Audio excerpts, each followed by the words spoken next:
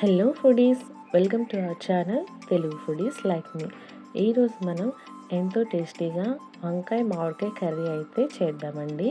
నేను చెప్పినట్టు ఫాలో అవ్వండి, మీకు కూడా ఎక్సలెంట్గా వస్తుంది.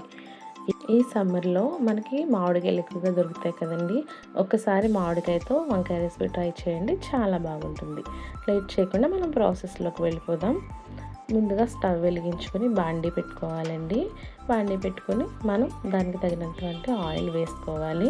చూడండి, నేనైతే 2 వంకాయలు తీసుకున్నాను, 1 ఉల్లిపాయ, 4 పచ్చిమిరపకాయలు తీసుకున్నాను. కాబట్టి దానికి సరిపడినంత ఆయిల్ అయితే నేను వేసుకున్నాను. ఆయిల్ హీట్ అయిన తర్వాత ఉల్లిపాయలు పచ్చిమిరపకాయలు వేసుకోవాలండి. వేసుకొని కొంచెం ఒక 5 మినిట్స్ ఫ్రై అవ్వనివ్వాలి. ఆ తర్వాత దీనిలో మనం పసుపునైతే యాడ్ చేసుకోవాలి. పసుపు యాడ్ చేసుకున్న తర్వాత సాల్ట్ని కూడా యాడ్ చేసుకోవాలి. సాల్ట్ కూడా యాడ్ చేసుకొని ఒకసారి మొత్తం అంతా కలిసేలాగాను మనం కలుపుకోవాలండి. ఒకసారి బాగా మిక్స్ చేసుకోవాలి. ఇలా మిక్స్ చేసుకున్న తర్వాత ప్లేట్ మూత పెట్టేసుకొని ఒక 5 మినిట్స్ 10 మినిట్స్ మగ్గనివ్వాలి. సిమ్లో పెట్టి మగ్గనివ్వాలండి. హై ఫ్లేమ్లో పెట్టి వదిలేస్తే మాడిపోతుంది. యాక్చువల్గా మనం తక్కువే తీసుకున్నాం కాబట్టి ముందుగానే దగ్గరుండి చూసుకోవాలి. ఇలా మగ్గిన తర్వాత మనం కట్ చేసి పెట్టుకున్న వంకాయ ముక్కల్ని కూడా యాడ్ చేసుకోవాలన్నమాట. నేనైతే పెద్ద సైజు 2 వంకాయలు తీసుకున్నానండి. ఆ 2 వంకాయలు కట్ చేసుకుని నీటిలో వేసుకొని పక్కన ఉంచుకున్నాను.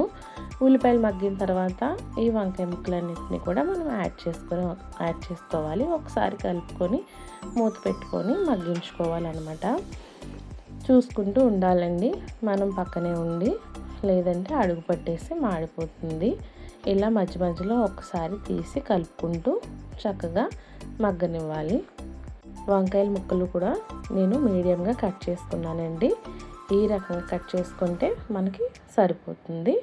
మళ్ళీ మూత పెట్టుకొని కాసేపు మగ్గనివ్వాలి.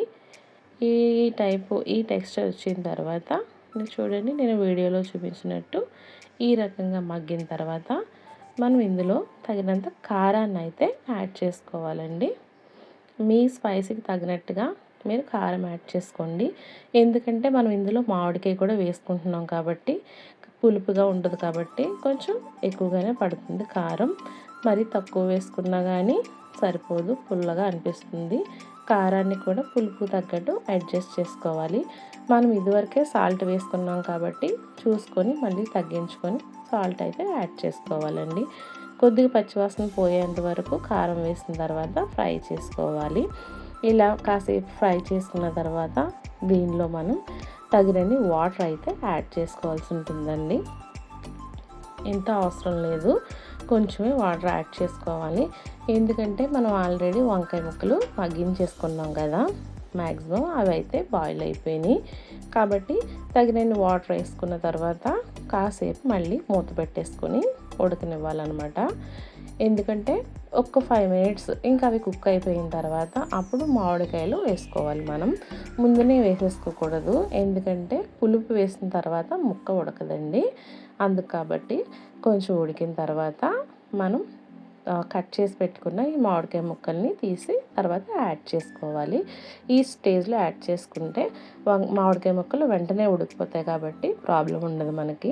మామిడికాయ ముక్కలు వేసిన తర్వాత ఒక 5 మినిట్స్ కుక్ అయితే మనకి కూర అయితే రెడీ అయిపోతుందండి. చూడండి, మనకి వెంటనే ఒక 5 మినిట్స్కే ఇలా కుక్ అయిపోయిందనమాట. ఆయిల్ అంతా సపరేట్ అయిపోయింది.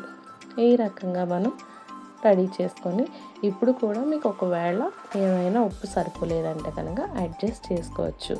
అలా అని మరీ కలిపేసుకుంటే వంకాయ ముక్కలు పేస్ట్ అయిపోతాయి. ఇలా ఆయిల్ సపరేట్ అయిపోతే మనకి కర్రీ అయితే రెడీ అయిపోయినట్లేనండి. సర్వ్ చేసేసుకోవచ్చు. మరిన్ని వీడియోస్ కోసం నా ఛానల్ని సబ్స్క్రైబ్ చేసుకోవడం మర్చిపోకండి. లైక్ చేయండి, షేర్ చేయండి. Thank you for watching.